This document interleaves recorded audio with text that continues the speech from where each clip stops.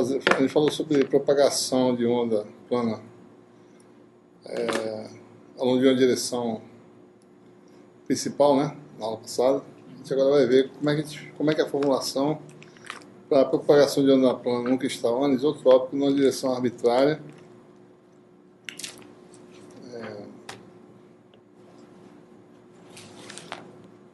Seria 16 no caso. Então vamos utilizar a mesma formulação. Suponha que você tem uma onda que se propague aí em relação aos eixos principais, né? Lembrando que nós estamos alinhados nas direções principais, né? Nosso sistema laboratório está alinhado aí. Nosso sistema XYZ coincide com as direções principais, 1, 2 e 3. Nosso epsilon, né, relativo é diagonal, certo?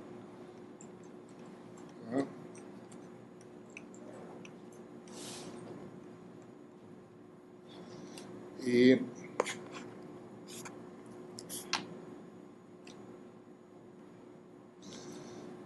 digamos que a direção de propagação seja definida por um vetor unitário U, né? E o vetor posição no espaço é o vetor x, tá certo? Então, começando novamente pelo vetor densidade fluxo elétrico, ele assume a forma de onda plana, né? Amplitude constante, no plano ortogonal à direção de propagação, tá certo?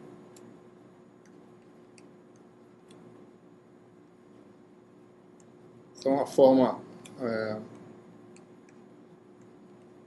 da onda seria essa aí, né? O vetor de onda, tá certo? Aqui no caso seria o K, né? K0, vezes N no caso, né?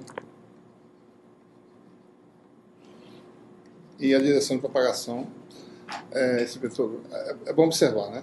Os planos de fase constantes, né, são ortogonais ao vetor de onda K ou, semelhantemente, ao vetor unitário que define a direção U, certo? Esse vetor U agora está na direção arbitrária, só tem componentes em cartesiana, né? O X, o Y, Z. O módulo de U igual a 1 quer dizer também que a soma dos quadrados é igual a 1. E ocasionalmente eu também vou usar a notação matricial para representar U no sistema XYZ, né? Matriz coluna, dessa forma, né?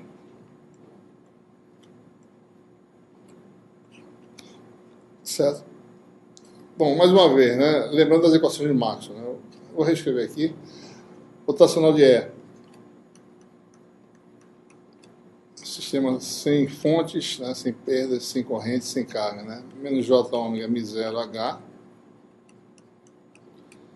Divergente de D igual a 0. Divergente de B igual a 0, né? Ou divergente de H, porque B igual a Mi0 H, a gente está no meio não magnético, digamos assim. Então, divergente de H igual a 0. Opa, tá bom. E rotacional de H igual a J ômega D, né? A corrente de deslocamento, no caso, certo? Densidade de corrente de deslocamento, né? Essa equação, novamente, né, não mudou muita coisa por enquanto em relação a D. Se D tem divergência zero, né, e dado que D está com essa forma aqui, se você calcular novamente a divergência do vetor, certo? Ele vai mostrar então que D0 é ortogonal, certo? Então uma das relações implica que se divergente de D igual a zero, que é o caso, implica que D0 escalar U igual a zero, certo? Essa é uma relação que se obtém você aplicando aquela identidade vetorial, né? Da mesma forma, né, H tem uma forma parecida, tá certo? H tem uma forma parecida com D, né? Posso também escrever. Todos os campos têm uma forma funcional parecida, né? Só lembrando a vocês. Todos os campos têm sempre essa mesma dependência espacial, né?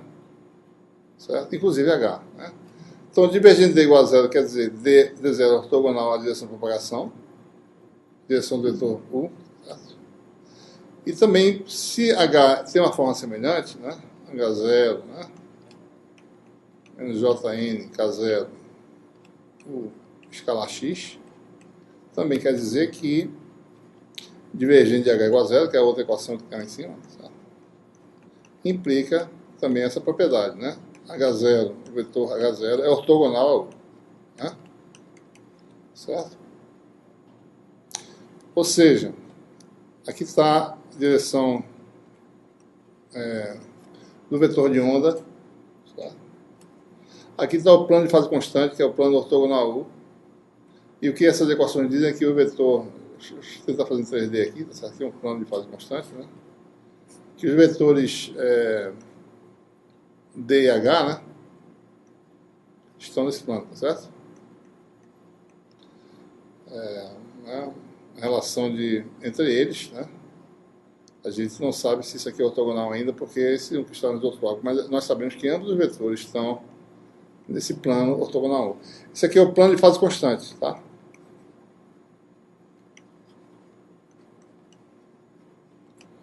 É bom tomar um pouco de cuidado em falar em direção de propagação, né? E a direção U, né? A gente vai ver que esses materiais apresentam algumas peculiaridades, certo? Por exemplo, né, a direção do vetor de Point não coincide, em geral, com a direção de U. Né? Porque U só quer dizer aquele vetor unitário que define o plano de fase constante, né? Plano ortogonal U. Né? O vetor de Point é outra coisa, é vetor H conjugado, que define a direção do fluxo potência, certo? Então a gente vai ver que essas coisas não são iguais, são diferentes, né? Só uma formulação matemática que fase constante é fixar a exponencial, certo?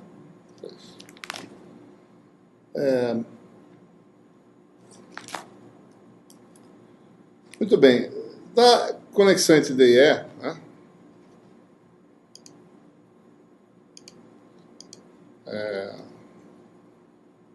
você tem que, se D igual a epsilon E, né, provavelmente seguindo, né, a receita como D tem uma dependência exponencial, E também vai ter, né? Ou vetor, ou matriz, tudo faz, né? É um vetor é zero, uma matriz comum é zero, exponencial de menos J, N, K0, U, escalar X. Mas só que divergente de E não é zero. Divergente de D é zero, certo? Divergente de E, não, em princípio, não é zero, porque a conexão de D é uma conexão matricial. E aí eu não tenho imediatamente a consequência de U ser ortogonal a zero, como nos outros casos, certo? Se a gente quiser calcular, se você botar a expressão para D aqui, né, D0, né,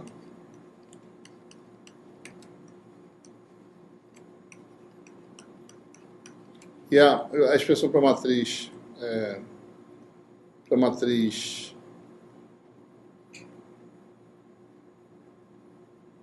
estou usando aqui, bom, tudo bem, para a matriz, a potência de permissividade, né, só é usar, chamar E0 de EX e YZ, né,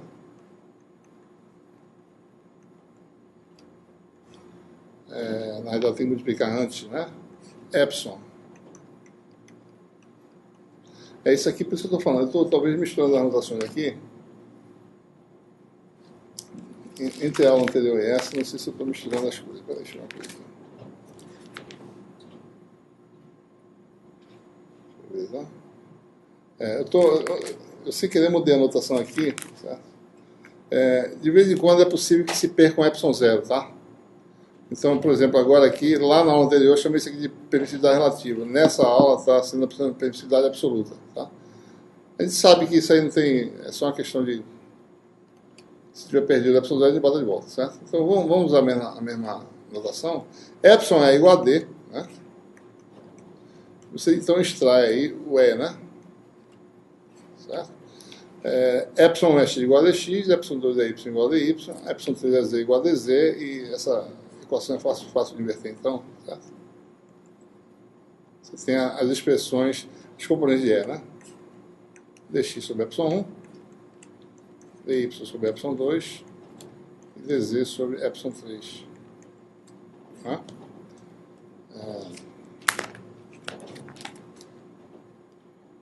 Certo?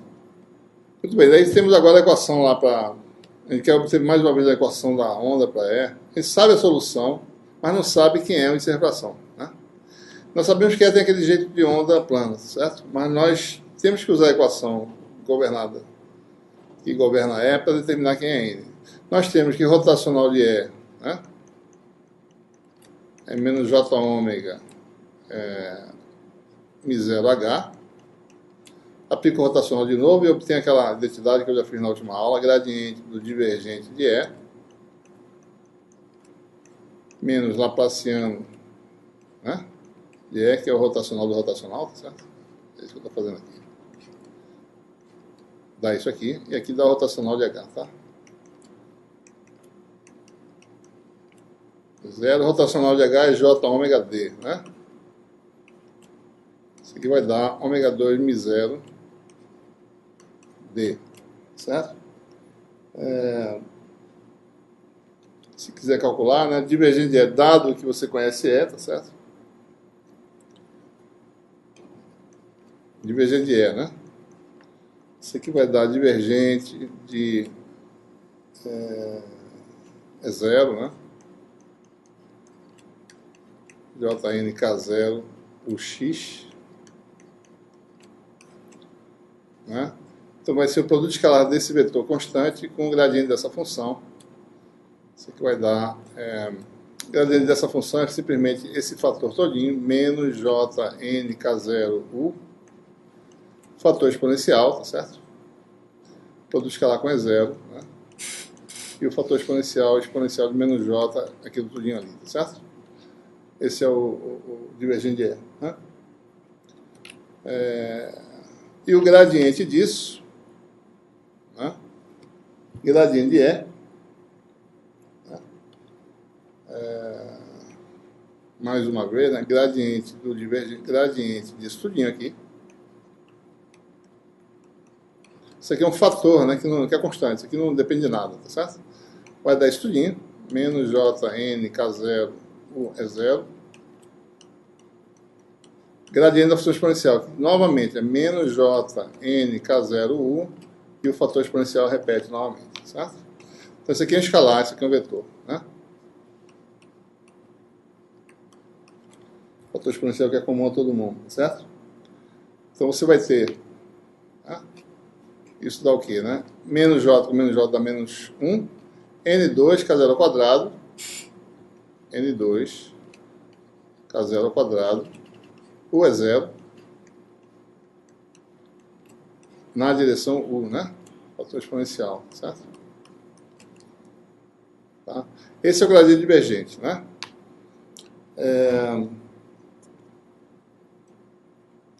Fizemos Laplaciano? Acho que não, né? Laplaciano de E, tá certo? Só colocando aqui, Laplaciano de E. É Laplaciano de cada componente tem uma fator constante vezes um exponencial, então é Laplaciano da exponencial vezes o vetor. Então vai dar E0. Laplaciano menos N2, se calcular, né? Vou fazer aqui, tá certo? Isso aqui é D2 dx2 mais D2 dy2 mais D2 dz2. Só para vocês terem ideia por que dá isso, né? Rapidamente aqui, certo? Exponencial de menos J, NK0, daí você vai ter o x vezes x, mais o y vezes y, mais o z vezes z. É isso que na realidade quer dizer, a função linear de x. Derivada segunda disso aqui vai ser o quê? Né? O x ao quadrado, certo? Né? Derivada segunda vezes esse fator. Né? Então isso aqui vai dar menos... Isso aqui ao quadrado vai dar menos N2K0 ao quadrado, o x ao quadrado, né, mais o y ao quadrado, mais o z ao quadrado, repete o fator exponencial. Isso aqui dá 1. Certo? Então o Laplaciano vai ser esse vetor, vezes o Laplaciano disso aqui, que por sua vez dá menos N2K0 ao quadrado, exponencial. Certo? Então temos a equação Laplaciano, gradiente divergente, está aqui, certo? Né? E Laplaciano está aqui embaixo. Gradiente divergente dá essa expressão, n2k0², que é comum, né? Então vai dar n2k0², né? Gradiente divergente. U escalar é 0U.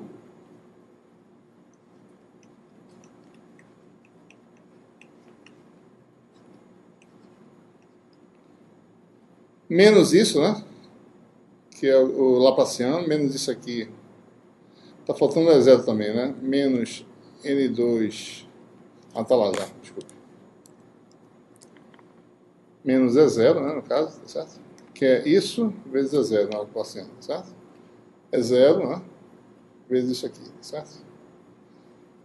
Então fica zero, N2K0 é evidência. Espera aí. Menos, não, tem que ser mais, né? Então esse menos com menos dá mais, tá certo?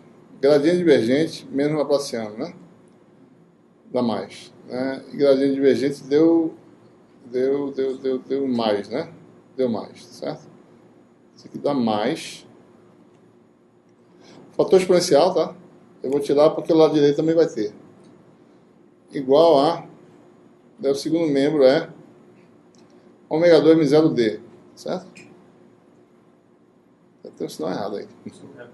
Essa confusão todinha.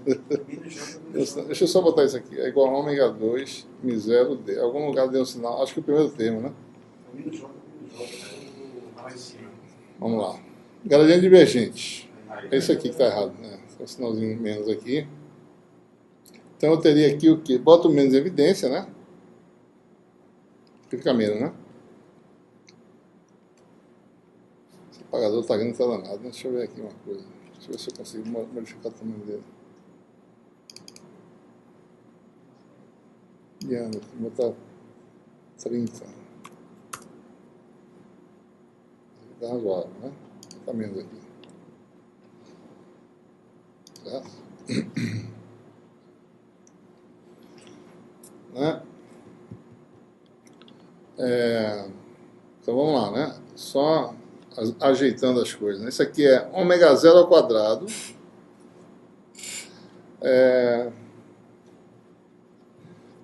O problema é que... Por isso que eu estou falando. Isso aqui... vamos voltar à anotação da gente para a gente não fazer confusão aqui, tá certo? Deixa eu ver aqui direito. 0D, né?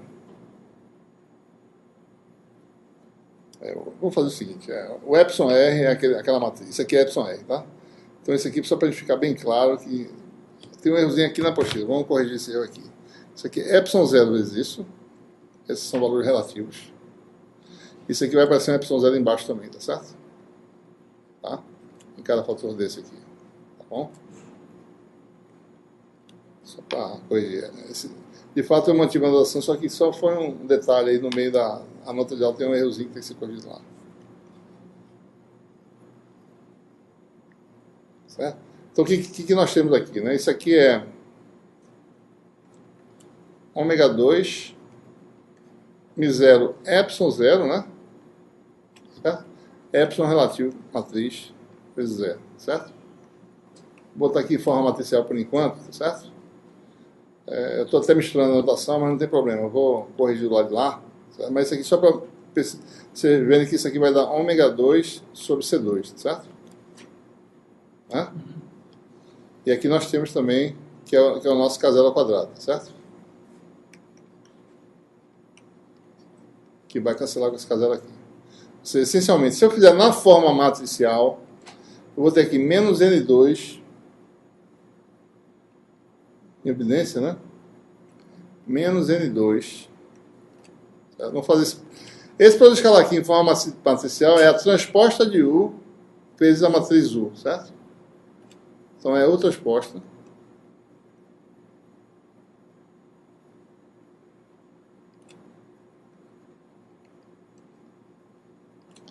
vezes U matriz, que é uma matriz comum. Isso aqui vai dar um número, tá certo?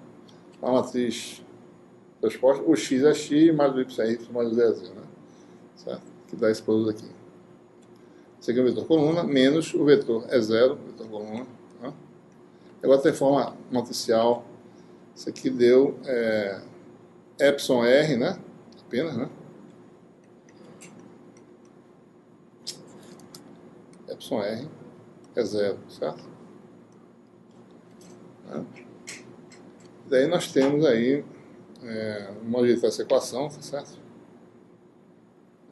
Passando tudo, deixa esse do lado de cá, vai ficar assim, né? Passa esse primeiro termo, né? Do lado de lá, certo? Isso aqui eu posso botar em forma vetorial sem problema nenhum, desde que isso aqui dá um número escalar, certo? Posso botar isso também dessa forma, sem problema algum, né? O escalar é zero, certo? Isso aqui dá um número, né? E manter o resto em forma matricial, né? Então fica aí esse termo com esse da mais, passa para cá com menos, né? Deixa assim mesmo. Vai ficar então, passa esse para cá, certo? Vai ficar N2 matriz de identidade, tá certo? 3 por 3 menos epsilon R vezes zero. Eu passei isso aqui para lá, né? Então N2 de identidade é zero, igual, passa esse para o lado de lá, vai ficar igual a N2, o escalar é zero,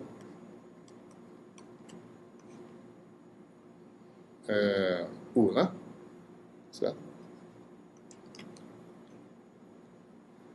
Então essa é a equação que tem que ser satisfeita, né? Observe o seguinte, né? Isso aqui é uma equação, são 3 equações. Cada equação dessa vai ser uma equação em x e y z do lado esquerdo, certo? Deixa eu pegar o cursor aqui que eu esqueci dele, para poder mostrar. Né? Equação linear em x, y e z, certo? Isso aqui também né? Equação linear em x, y e z. E nós temos 3 equações.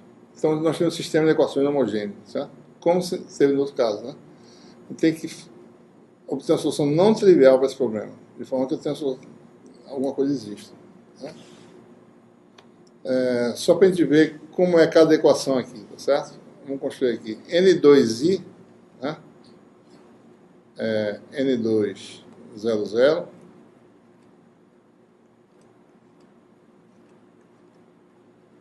Essa é a primeira matriz, né? Menos epsilon 1, 0, 0.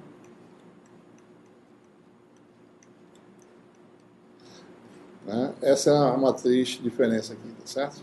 Ou equivalentemente, né? N2 menos epsilon 1. Eu vou deixar o zero de lado, certo? O resto é zero, né? Isso aqui é diagonal só. E você tem a x da y z, né?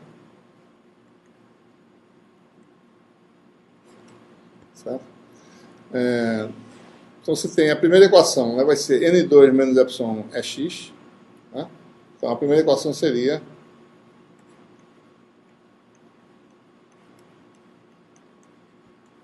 a segunda seria N2 menos epsilon 2 é y, né? E a terceira N2 menos epsilon 3 menos epsilon 3, né?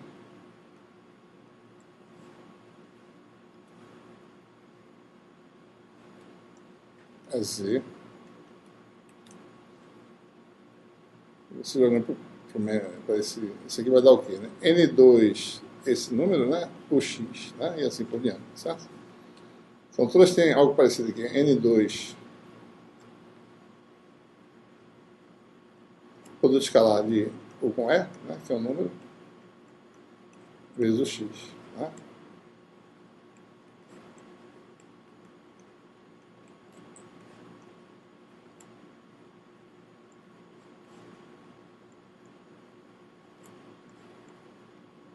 Certo?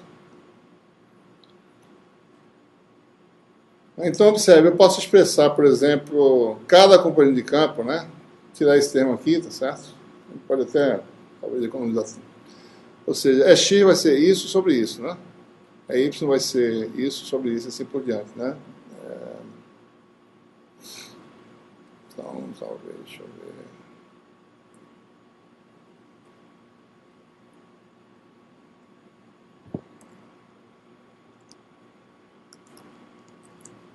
pegar ele e botar aqui, certo? Vou ter que fazer isso várias vezes. Dividir, né?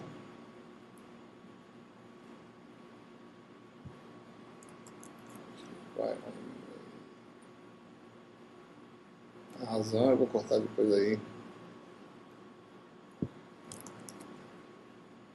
Bota aqui, certo?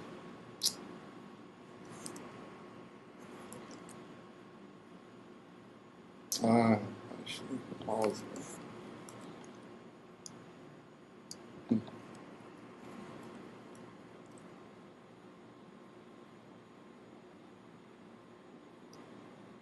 Consigo pegar mais. Deleta aí, pronto. Tá, isso aqui.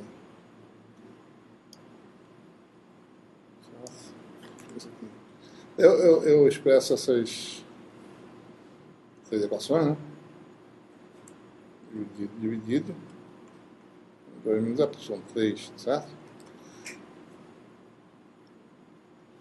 Bom, então, a gente precisa obter o determinante do sistema. Eu poderia pegar a equação toda e montada, certo? Existe uma forma mais rápida de fazer isso, né? Se eu multiplicar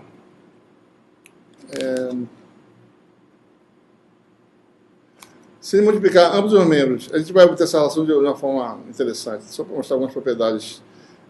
Se eu multiplicar isso aqui por o x, tá certo? Aqui fica o x ao quadrado, né? Se eu multiplicar isso aqui por o y, né? Aqui fica o y ao quadrado. Isso aqui por o z, você vai ter o z ao quadrado, né? E somar, do lado esquerdo, depois do escalar de U com E, certo? Então a soma vai dar o escalar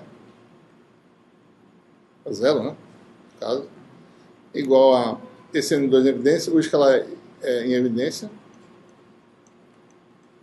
que no fundo ele quer obter uma relação entre os parâmetros, tá certo?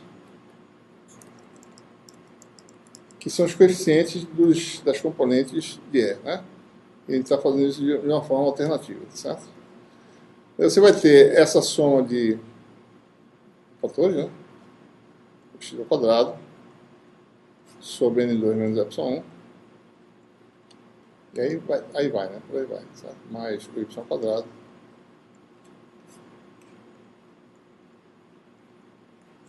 mais o z ao quadrado, né?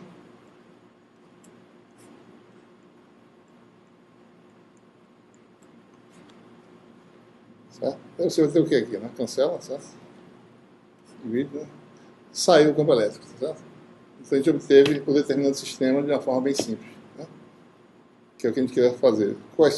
Sob que condições o sistema admite solução não trivial? Determinante igual a zero. Determinante igual a zero é a relação entre os coeficientes das componentes dos campos. A gente eliminou o campo, então a gente obteve essa relação. Essa foi a ideia, certo? Então você tem essa relação aí, né? Ou seja, esse N2 está aqui, aqui tem um 1, tá certo? No fundo você tem o x ao quadrado sobre N2 menos y1, né? Mais o y ao quadrado sobre N2 menos y2.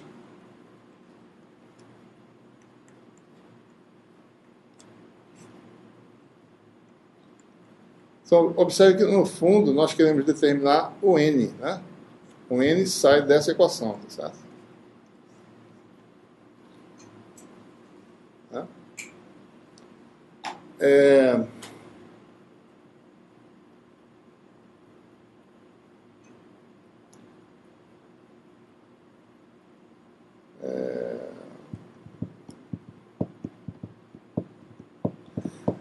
Essa equação fica mais fácil de... Vocês vão fazer isso em lista, né? Usem o fato disso aqui ser a soma dos quadrados dos u's, tá certo? Substitua aqui, tá certo? Né? A dica do vídeo, né? Então, a soma dos quadrados dos u's dá isso aqui. Você bota isso aqui, a soma dos quadrados aqui em cima, e parametriza em termos da velocidade de fase, certo? Que ele define dessa forma, né? V igual a C sobre N. Ele não quer determinar N nessa equação, né? Equivalentemente, se eu determinar V, eu estou determinando N, né? No fundo, eu estou determinando a velocidade de fase dos modos possíveis aí, certo? E vamos definir as velocidades de fase associadas às permissibilidades de epsilon 1, epsilon 2 e epsilon 3, VI, certo? C sobre raiz, né, de epsilon I. Né? Seria o índice de refração associado ao eixo principal I, certo? Então, se a gente usar essas duas equações, a gente pode mostrar, certo, que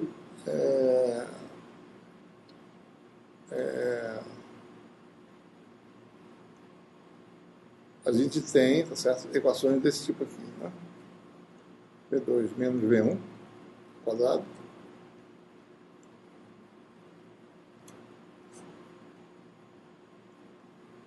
então nós queremos resolver para N, equivalentemente estamos tentando resolver para V, só então, né?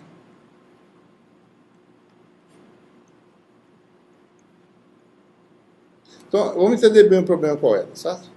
Dada uma direção de propagação definida pelos cossenos diretores do x, do y, z, que são os cossenos, né, do vetor de onda em relação aos três eixos, da direção, quais são os índices de refração possíveis, quais são os modos normais e que polarização esses modos têm, certo? Então, dado, eu teria essas informações, eu tenho isso, isso e isso, né? Tem isso aí. Daí, qual é a solução dessa equação? É determinar V. Que equação é essa?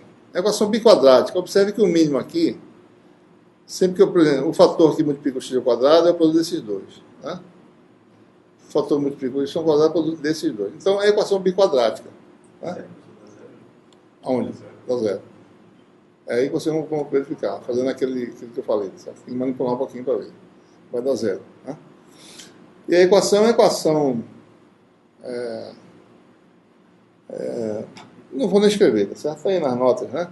É isso, vezes isso, mais isso, vezes isso, mais isso, vezes isso. Igual a zero. Equação biquadrática. Então, eu tenho para cada... essa equação biquadrática. Então, ela é do tipo... AV4, né?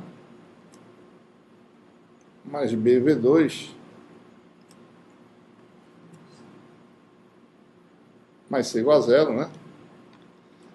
E a solução para V2 é a solução da equação, certo? Menos B, né? Aquela história lá, mais ou menos raiz quadrada de B2 menos 4AC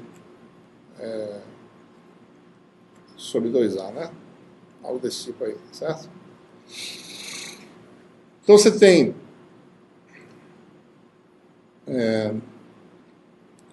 duas... Vamos olhar para porque eu tenho uma solução e menos essa solução. Outra solução menos essa outra solução, certo?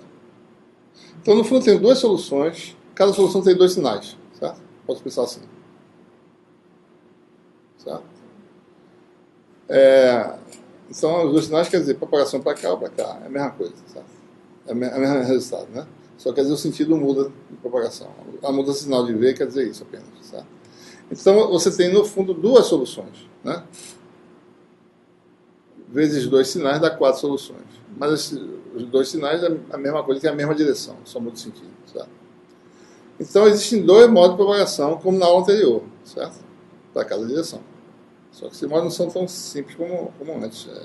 Tem que ver cada caso. Certo? Só ver que alguns exemplos aqui para ver, certo? Então, em essência, né? Como é que você determina o modo de propagação numa direção arbitrária, de forma cartesiana? Você define a direção que você está propagando sua onda, certo? Os cossenos diretores, o x, o y, o z. Resolve essa equação e obtém a solução, né? As duas soluções possíveis, os dois modos possíveis. Certo?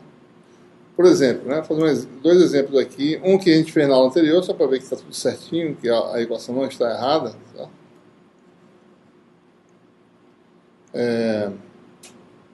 Vamos determinar uma inservação para a propagação na direção z, certo? Então, quer dizer, né, o x, ou seja, propagação na direção z,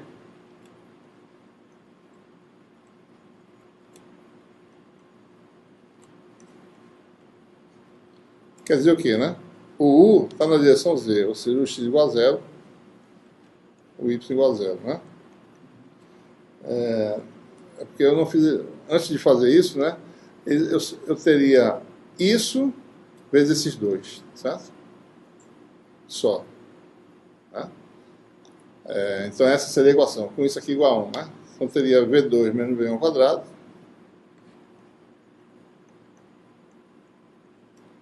E V2 menos V2 ao quadrado. V ao quadrado menos V2 ao quadrado. Duas soluções, né? V igual a V1. Ou seja, né? N igual a N1, né? Equivalentemente, certo? Então uma solução é V igual a V1. Né? V1 é C sobre N1, né? Que é a raiz de epsilon 1. Uma solução para N é N1. E V igual a V2. Essas são as soluções que nós obtivemos na última aula. Né? Certo? Uma da LPX, outra da LPY. Né? Linearmente polarizado na direção X, a gente já mostrou isso. Certo? Só para jogar tudo certo aqui. Vou fazer exemplo 2 aqui. Esse que é interessante. Né? Exemplo 2.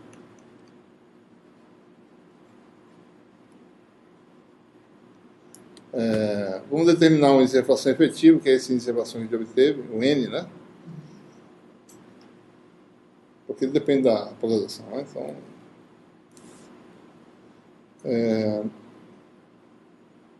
para propagação no plano, né? YZ, certo? Só para ter uma ideia aí.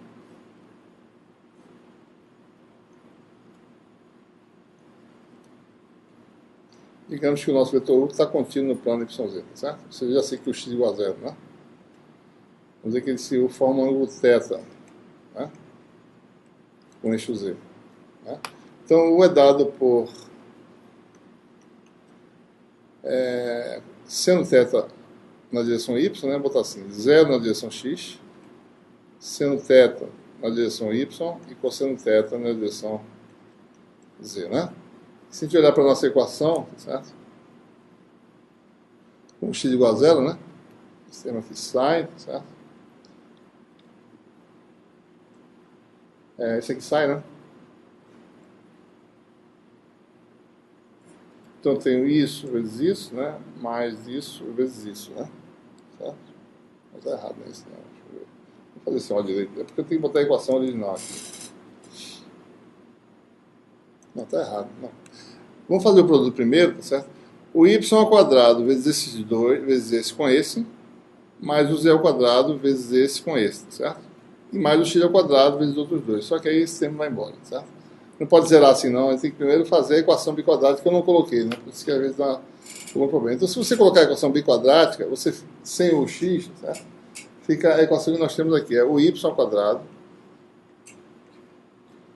V2 menos V1 ao quadrado, né? V2 menos V ao quadrado menos V3 ao quadrado, né? Mais o Z ao quadrado, aí V ao quadrado menos V1 ao quadrado, V ao quadrado menos V2 ao quadrado, né? Essa equação tem que ser resolvida, né? E aí você tem o y, o x ao quadrado, que foi o termo que saiu. O y ao quadrado vale seno ao quadrado, né? E o z ao quadrado vale cosseno ao quadrado de θ, certo?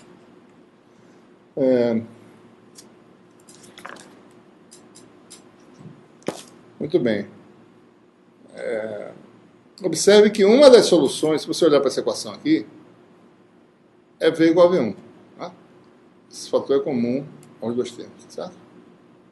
Ou mais ou menos V1, né? Vamos usar a solução V1, certo? V igual a V1 é uma solução, certo? Ou equivalentemente, N igual a N1. Uma índice de refração independente de θ, certo? Qualquer que seja θ no plano YZ, um modo de polarização, um modo de propagação tem índice de refração igual a N1. Então, excluída essa solução, então dividido por esse termo aqui, certo? Você fica uma outra equação agora que governa o outro modo de propagação. Né? Então fica aqui V2 menos V3 ao quadrado, vezes seno ao quadrado, né?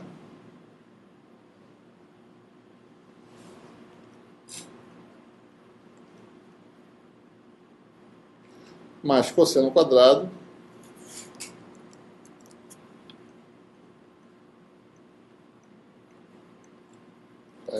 está começando a acabar a bateria aqui. V ao quadrado menos, acho que é V1, né? Menos V2. igual a zero, certo? Então, se manipular aqui, né, V2 fica seno ao quadrado mais cosseno ao quadrado, que dá 1. Vai ficar V3 seno ao quadrado, V2 ao quadrado, cosseno ao quadrado. Isso é igual a V2 ao quadrado, né? Cosseno ao quadrado mais V3 ao quadrado seno ao quadrado de θ, certo? Ora, se eu escrever em termos do índice de refração, né? Isso aqui é C2 sobre N2. Isso aqui é C2 sobre N2 ao quadrado. Isso aqui é C ao quadrado sobre N3 ao quadrado, certo? Eu você obtém, então, uma equação para N, né? Algo desse tipo aqui, né? Ou seja, N é dado por essa expressão. Seno ao quadrado de θ, né? Sobre N3, ou ao quadrado, ou seja, seno ao quadrado sobre epsilon 3, né? Mais cosseno ao quadrado. Eu posso inverter isso aí e obter a solução, né? Sobre epsilon 2. Então, no fundo, o índice de refração é uma função do ângulo θ, certo? Isso aqui é interessante, né? Para cada direção do YZ, o índice efetivo desse modo muda, tá? Se θ for igual a zero, estiver no eixo Z, certo? Você olha para cá, né?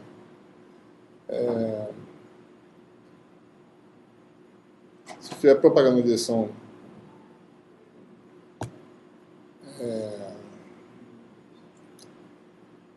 você vai ter uma índice de refração N2, né? Se θ for igual a π sobre 2, N igual a N3, certo? E isso pode variar, né? Ou seja, varia de acordo com a função. Deixa eu mostrar aqui.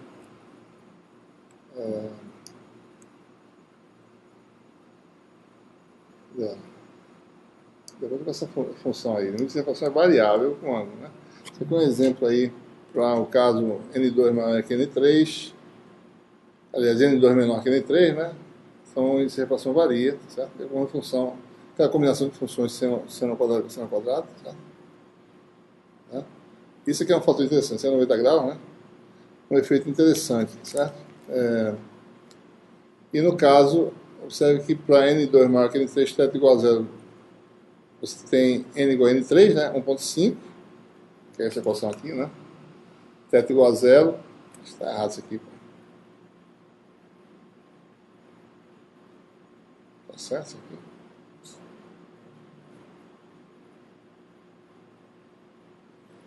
Será que eu errei aqui? Errado. Seno sobre epsilon 3, tá certo?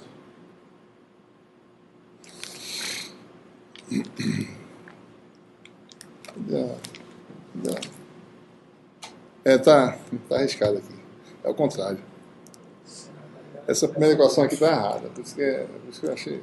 Isso aqui é para θ igual a zero, certo? θ igual a zero, né? Então, N igual a epsilon 2, né? θ igual a π sobre 2, N2 igual a epsilon 3, certo? N igual a N3, no caso, né? Então, vai de N2 para θ igual a zero até N3, né? Então, se N2 é maior que N3, isso aqui está errado. Isso aqui é diferente. Isso aqui seria N2, aqui é N3, né? Certo? Então, você teria isso aqui deve estar trocado também. N2, isso aqui é N2, isso aqui é N3. Daí você inverte, né? A função lá.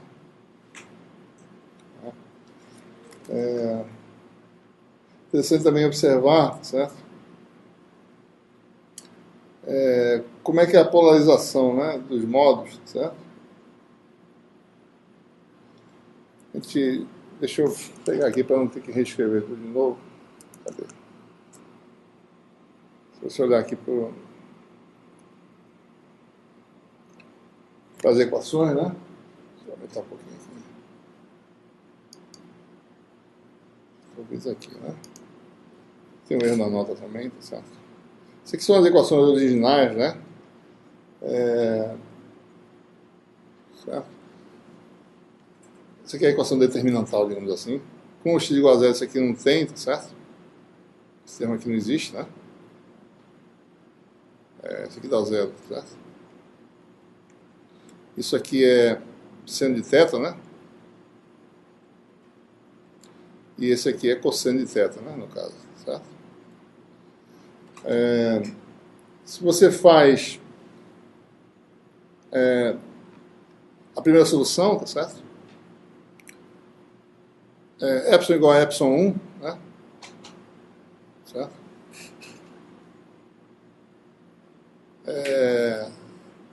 Ou seja, essa equação aqui desaparece, né? Fica só com duas equações agora, tá certo? E essa equação aqui é linear em y, y e z, né? Certo? Isso aqui só tem y e z. Aqui não tem o x, né? Isso aqui só tem y e z, certo? E aqui só tem y e z. Então você tem duas equações e duas incógnitas, que são a y e a z. E nesse caso, como esses coeficientes não são nulos, certo? A solução seria y igual a zero e a z igual a zero, certo? Então eu fiquei com x diferente de zero. Eu posso ter essa solução porque isso aqui está zero, tá? Satisfaz essas equações. Então esse módulo é o módulo LPX. Tá? Então, um módulo de propagação é aquele em que o campo está polarizado, né, na direção x. Só tem um componente é x e o resto é zero. Certo? Essa foi a solução n igual a n1, né? Certo? Então, aqui está o eixo y, né? Eixo z, propagação no sentido de θ, tá certo?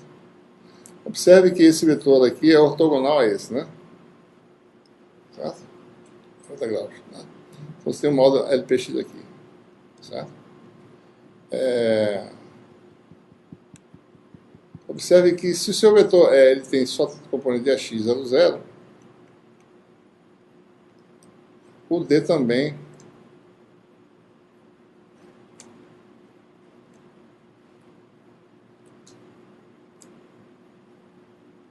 o dy é epsilon é y que é 0, o dz também, então o D também tem componente só dx 0, 0, né? Então D e E são colineares, tá certo? Ok? Porque E não tem componentes y e z. Tá?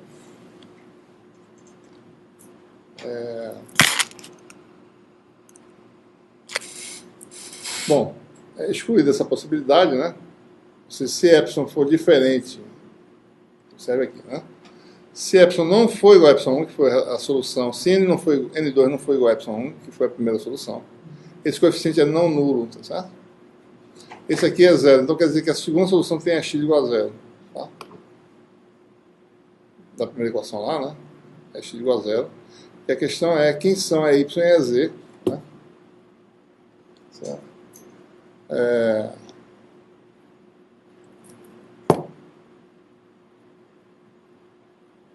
Isso aqui é outra coisa, não posso passar para cá, tá certo? Segunda solução. Você tem x igual a zero, né? Então você tem dx igual a zero por causa disso, certo? Porque dx é conectado com a x diretamente, certo? Dx é epsilon 1 vezes x, né? Vezes epsilon 0. Então D está no plano yz, né? D só tem componente y e z. Certo?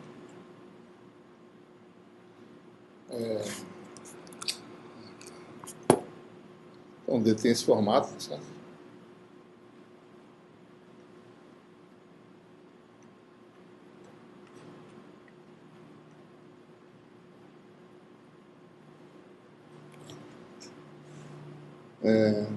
E ele é perpendicular, né, ao vetor U, tá certo?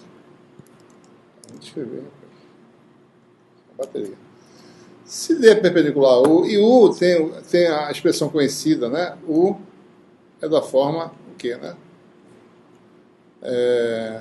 0 seno de θ cosseno de θ, né? Eu posso escrever D, certo? Como um vetor cujo produto escalar com U dá zero, certo? Então o que seria D? Só é botar um coeficiente vezes cosseno, outro vezes menos seno, certo? Ou vice-versa, né? Então você teria D algo assim, certo? Uma constante qualquer, chamada de D0.